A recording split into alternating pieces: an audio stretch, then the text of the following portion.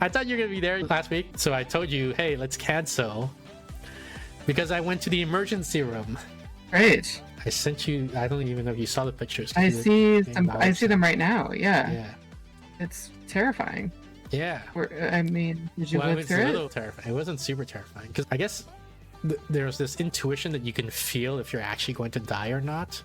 And I didn't feel I was dying. I just felt like in a lot of pain.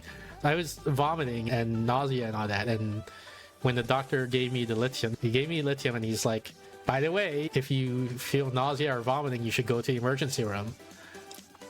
And I've been getting bad headaches, but it's been getting worse. Like I've been having basically a continuous headache for like the past 10 days. Yikes. But I guess it would have only been 3 or 5 days last week or something like that, whatever. Anyway, by then I was getting this continuous headache, but that night it was getting really bad. I only vomited that day and also today are the only 2 times I vomited, just to say that these are the peak nausea moments. So as they're vomiting, so I sent the doctor a message saying, hey, I'm vomiting, so I'm going to the emergency room as per your instructions. And I went there and they're like, what are you in here for? And they said, well, I think I have lithium poisoning because my doctor has given me lithium for bipolar treatment, and he said if you start feeling nausea and vomiting, you should go to the ER room. And I feel nausea and I've been vomiting, so here I am. So they're like, okay. So they bring me to a bed. They put all these wires on me to measure whatever things they're measuring. EKG was a word I heard at some point. When the nurse, I guess, I don't know the job titles, he's like, do you have advanced instruction or will or something like that? And I'm like, what? Oh, Jesus. Like, what? No, but this is a really scary question. Yeah. Like, what? What are your advanced directives? Yeah, and he's like, don't worry, it's a standard question we always ask. I'm like, okay. But like, maybe don't always ask it then if you want to keep your patients calm.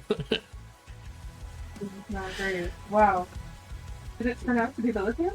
No, afterwards they're like, your lithium is low, so we don't think it's the lithium, they say, but we don't know what it is. Oh. So I keep taking the lithium. The other thing is, like, so when they let me out of the hospital, it's like midnight and my phone is dead. So I'm like, and so I have this, this is gonna dox me just a little bit, but maybe it's okay. So I developed this heuristic, and I think maybe Steph, I told you about it, but maybe you have forgotten, I don't know. I said, all I gotta do is walk towards the Space Needle, right? And then eventually I'll recognize where I am, and then from there I can figure out my way home.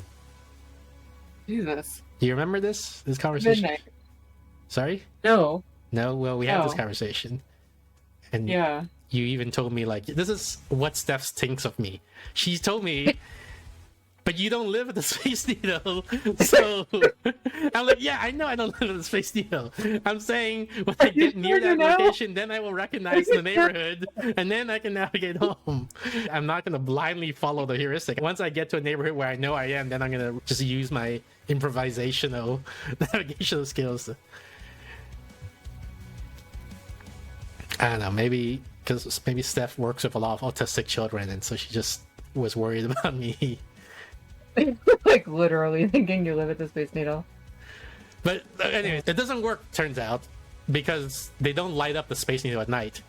So if you're lost in Seattle and it's like midnight, then you won't be able to see the Space Needle.